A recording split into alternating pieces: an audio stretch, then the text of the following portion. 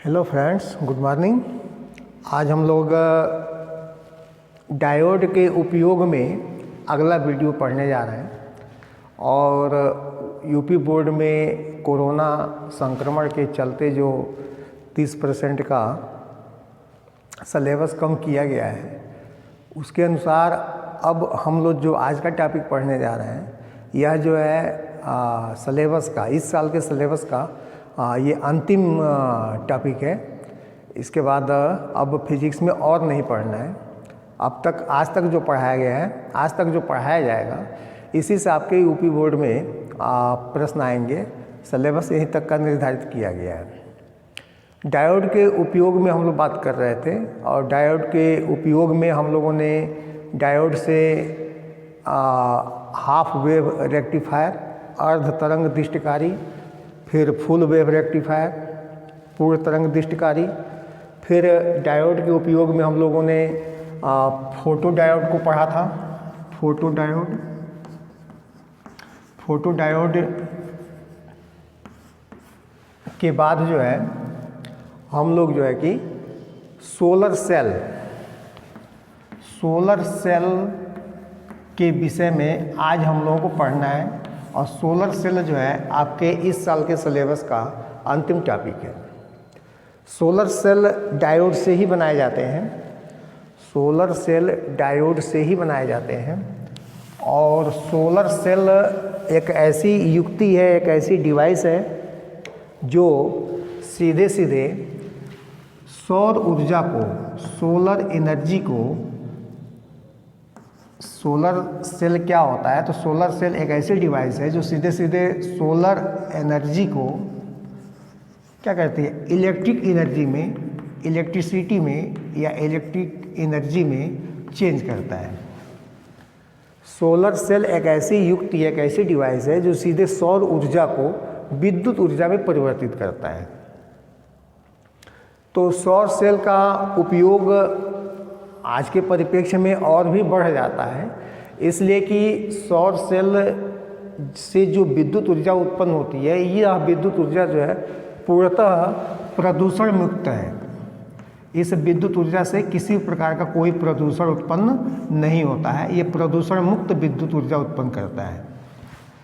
दूसरा कि इस सौर ऊर्जा जो है हम लोगों को अबाध रूप से सूर्य से प्राप्त होता है।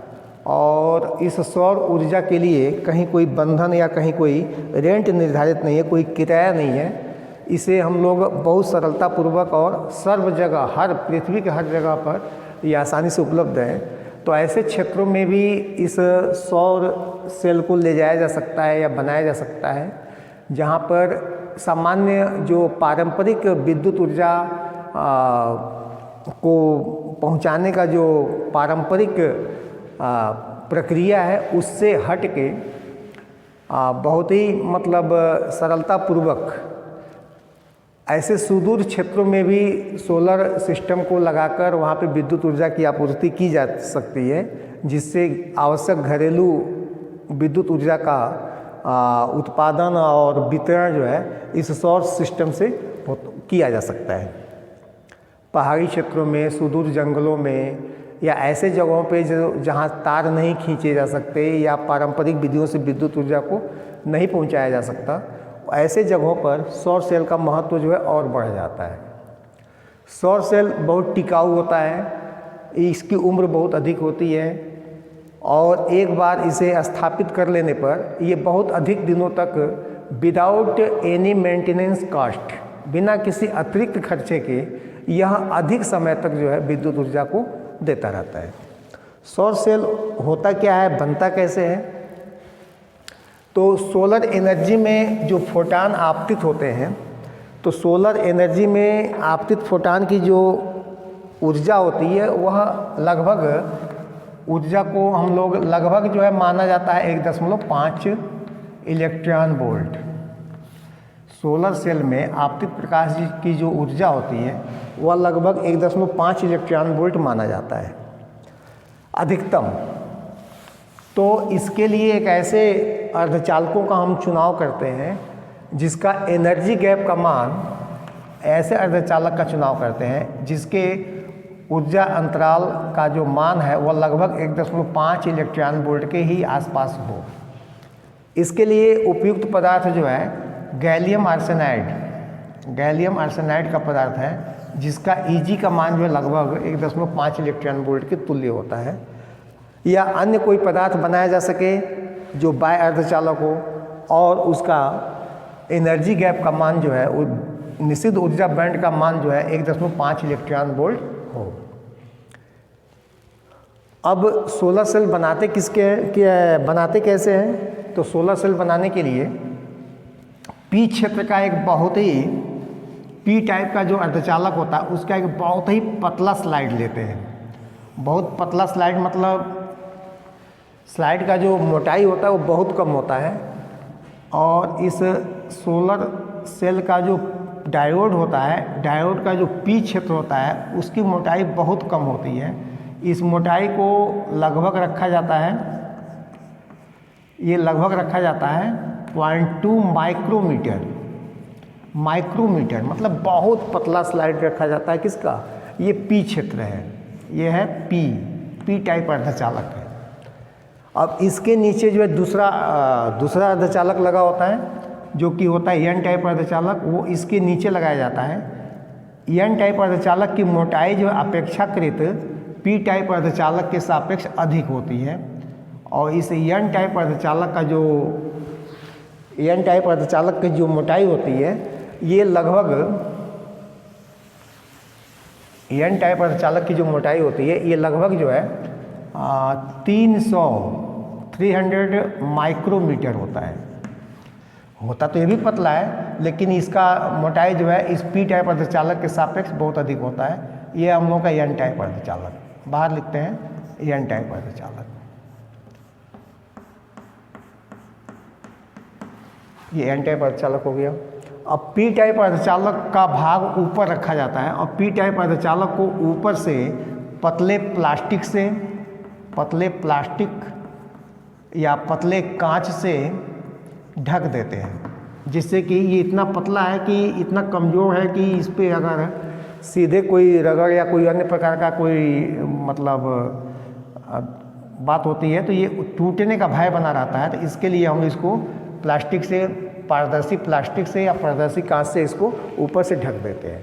इसका बाकी जो शेष भाग बचता है इस भाग पे काला पेंट कर देते हैं और उसको दृढ़ आवरण से इसको चारों तरफ से ढक देते हैं। अब इस पर पी टाइप क्षेत्र में यहाँ पे धातुओं की पत्तियाँ लगी होती हैं। पी टाइप क्षेत्र में ये धातुओं की पत्तियाँ लगी होती हैं, और धातुओं की पत्तियाँ हम लोग इसलिए लगाते हैं कि धातुओं की पत्तियाँ जो है इस क्षेत्र में कहीं पर भी आवेश अतिरिक्त हुआ तो वह आवेश जो इस धातु की पत्ती में आसानी पूर्वक चल सके और उस आवेश को जो है उधर कलेक्ट किया जा सके। और इधर जो है एन क्षेत्र से सीधे हम लोग निकाल लेते हैं ये पी। तो इसमें जब ये एन क्षेत्र के लिए एक तार संयोजक तार जो एन क्षेत्र से और एक संयोजक तार जो इन धातु की पत्तियों से जोड़ के यहाँ पे रख लेते हैं। वास्तव में जो पी क्षेत्र होता है ये एनोड का काम करता है, और जो ये एन क्षेत्र होता है ये इस डायोड में ये कैथोड का काम करता है। तो एनोड और कैथोड ये दो जो है इसके ध्रुव बनते हैं। ध्रुव कैसे बनते हैं यह हम लोग समझेंगे इसकी कार्यपद्धति में। कार्यपद्धति में यह है कि जो ही इस पर विकिरण, सूर्य के विकिरण जो है इस पर आपतित होते हैं, फोटान इस पर गिरते हैं, तो इस पी क्षेत्र की मोटाई का मान बहुत कम होने के कारण ये फोटान सीधे अवक्षय परत तक पहुंच जाते हैं। फोटान जब अवक्षय परत तक पहुंचते हैं तो अवक्षय परत पर जो सहसंयोजक बंध बने हुए हैं वे सहसंयोजक बंध टूटते हैं। इसके पहले हम लोग थोड़ा सा बात कर लें हम लोग इस पी और एन क्षेत्र के विषय में। ये मान लीजिए पी क्षेत्र है और ये एन क्षेत्र है, और इसमें जो ये अवक्षय परत होता है। अवक्षय परत तब बनता है जब कुछ इलेक्ट्रॉन और कुछ क्वार्टर आपस में युग्मित हो जाते हैं तो n क्षेत्र में इलेक्ट्रॉनों की कमी हो जाती है, n क्षेत्र में इलेक्ट्रॉन निकल के जाते हैं, इसलिए इसमें इलेक्ट्रॉन एक्सेस होते हैं। इलेक्ट्रॉन निकलते हैं तो इधर धन विभव उत्पन्न होता है, और इधर क्वार्टर अतिरिक्त होता है, क्वार्टर जाते हैं तो यहाँ पे ऋण विभव का उत्पादन होता है। इस प्रकार इंटरनल जो इलेक्ट्रिक फील्ड है वह n से p की ओर होता है। आंतरिक वैद्युत क्षेत्र जो डायोड के भीतर होता है वह n से p की ओर होता है, पहली बात। दूसरी बात कि जब विकिरण से इसके सहसंयोजक बंध, इस अवक्षेप परत में स्थित सहसंयोजक बंध जब टूटते हैं तो सहसंयोजक बंध टूटने पर कोई एक सहसंयोजक बंध टूटता है तो वहाँ पे युग्म उत्पादन होता है, एक क्वार्टर बनता है, ये क्वार्टर होल, और एक जो है इलेक्ट्रॉन मुक्त होता है। तो क्वार्टर और इलेक्ट्रॉन, होल्स और इलेक्ट्रॉन। तो होल्स जो होते हैं, क्वार्टर जो होते हैं वो धन आवेशित होते हैं, और धन आवेशित पार्टिकल जो है वैद्युत क्षेत्र की दिशा में गति करते हैं, और ऋण आवेशित भाग जो होते हैं वो वैद्युत क्षेत्र के विपरीत दिशा में गति करते हैं। मतलब अगर क्वार्टर है तो यह p क्षेत्र में जाएगा, और अगर इलेक्ट्रॉन मुक्त हुआ है तो यह n क्षेत्र में जाएगा। इस बात, दो बातों को ध्यान में रख के यहाँ पे सोचेंगे तो जो ही ये फोटान जो है इस क्या कहते हैं, इस डायोड पे आपतित होता है तो फोटान के गिरते ही यहाँ पे सहसंयोजक बंध टूटने लगते हैं। सहसंयोजक बंध के टूटने के कारण जो क्वार्टर निर्मित होते हैं, सहसंयोजक बंध के टूटने पर वे क्वार्टर जो है इस डायोड के p क्षेत्र में, इस वैद्युत क्षेत्र को अभी समझाएं हम कि क्वार्टर जो उत्पन्न होंगे वह p क्षेत्र में जाएंगे, इलेक्ट्रॉन जो उत्पन्न होंगे वो n क्षेत्र में जाएंगे। तो जो क्वार्टर सहसंयोजक बंध से मुक्त हुए वो क्वार्टर जो है इस p क्षेत्र में, और इलेक्ट्रॉन जो नीचे वाले प्लेट पे n क्षेत्र में या n टाइप अर्धचालक में चले जाते हैं। इस प्रकार इस p क्षेत्र में कुछ क्वार्टर अतिरिक्त बन जाते हैं और n क्षेत्र में कुछ इलेक्ट्रॉन अतिरिक्त बन जाते हैं। यह p और n क्षेत्र के अतिरिक्त क्वार्टर और इलेक्ट्रॉन मिलकर यहाँ पे धन विभव और यहाँ पे ऋण विभव उत्पन्न करते हैं। अब इसको हम लोग अलग एक मॉडल फिगर से अगर समझें तो यहाँ पे ये होगा कि ये हम लोगों का पीएन संधि डायोड है जिसका हम लोग सोलर सिस्टम में यूज़ करने जा रहे हैं। ये P है, ये N है, ये मान लीजिए अवक्षेप परत है। तो ऊपर जो है ये P क्षेत्र जो है धनावेशित और N क्षेत्र जो है ऋणावेशित हो जाता है, और इसको अब यहाँ से जोड़ के हम यहाँ लावें और यहाँ से जोड़ के यहाँ हम ले जाएं तो यहाँ पे एक अबाध वैद्युत विभवांतर, इस एनोड और कैथोड के बीच में अबाध वैद्युत विभवांतर स्थापित हो जाता है। कब? जब इस p क्षेत्र पे फोटान आपतित होते हैं तब। अब इस अबाध वैद्युत क्षेत्र को हम लोग अबाध वैद्युत धारा में भी परिवर्तित कर सकते हैं, और अबाध वैद्युत धारा में परिवर्तित करने के लिए हम लोगों को बाहर जो है एक लोड प्रतिरोध जोड़ना होगा। लोड प्रतिरोध मतलब ये हो गया लोड प्रतिरोध, ये हो गया लोड प्रतिरोध, और इसके बीच में जो है परिपथ में धारा बहने लगती है। यह है पार्टिकुलर एक सौर सेल का काम। सौर सेल का वो जो स्ट्रेंथ होता है, जो इसकी क्षमता होती है वो बहुत कम होती है। एक डायोड से उत्पन्न सौर सेल, एक डायोड से बने सौर सेल के द्वारा उत्पन्न जो विभवांतर होता है वो अधिकतम नियर अबाउट 0.5 वोल्ट के आसपास होता है, और धारा जो है मिली या माइक्रो एम्पियर के कोट की होती है। तो ये 0.5 वोल्ट और ये मिली और माइक्रो एम्पियर की धारा भी कोई बहुत उपयोगी धारा नहीं है, सामान्य कार्य के लिए इसका उपयोग नहीं कर सकते। इसलिए इसकी मात्रा को बढ़ाने के लिए हम लोग एक धातु के मजबूत प्लेट पर ऐसे सौर सेलों को श्रेणी और समानांतर क्रम में जोड़कर हम लोग अलग अलग हिसाब से यहाँ पे श्रेणी और समानांतर क्रम में जोड़ते हुए इसका एक निश्चित और मजबूत आधार पे उसको लगा लेते हैं, बना लेते हैं। सेलों के संयोजन में इस तथ्य को बताया गया है। अब यहाँ पे बहुत सारे सौर सेल, छोटे छोटे सौर सेल लगे होते हैं। अब इन सब सौर सेलों को आपस में इस प्रकार से जोड़ा जाता है कि हमको आउटपुट के रूप में पर्याप्त जो है विभवांतर और पर्याप्त धारा जो है प्राप्त हो जाए। इस प्रकार सौर सेलों को आपस में जोड़ के श्रेणी और समानांतर क्रम में जोड़ के एक मजबूत आधार पे इसको व्यवस्थित कर लेते हैं। तो इस प्रकार जो सिस्टम तैयार होता है इसको हम लोग कहते हैं सोलर पैनल। इसको हम लोग कहते हैं सोलर पैनल। तो अब एक सोलर पैनल से उत्पन्न धारा भी बहुत अधिक नहीं होती है, लेकिन उपयोगी धारा है, इससे मोबाइल चार्ज करना, टीवी चला लेना, पंखा चला लेना, या इस तरह के जो सामान्य और घरेलू उपयोग हैं, इस तरह से एक सोलर पैनल का उपयोग जो इस रूप में किया जा सकता है। या अतिरिक्त ऊर्जा जो है इस सोलर पैनल में जो उत्पन्न हो रही है, उस अतिरिक्त ऊर्जा को हम लोग बैटरी में भी संचित कर सकते हैं।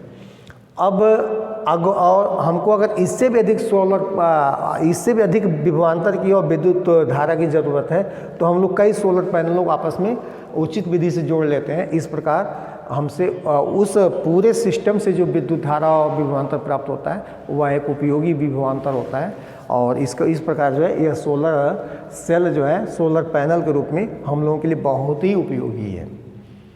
इसके बाद अब आप लोगों को पीछे के वीडियो में जो भी आपको दिक्कत हो, परेशानी हो किसी वीडियो में, उसको चेंज किया जाएगा। साथ ही आपको अपने विषय में अगर किसी में कोई परेशानी है, कोई प्रश्न है, तो उन प्रश्नों को पूछिए। जिन प्रश्नों को पूछेंगे उस प्रश्न पे आपको वीडियो बना के फिर दिया जाएगा, और अपनी पढ़ाई को जारी रखिए। Okay, thank you.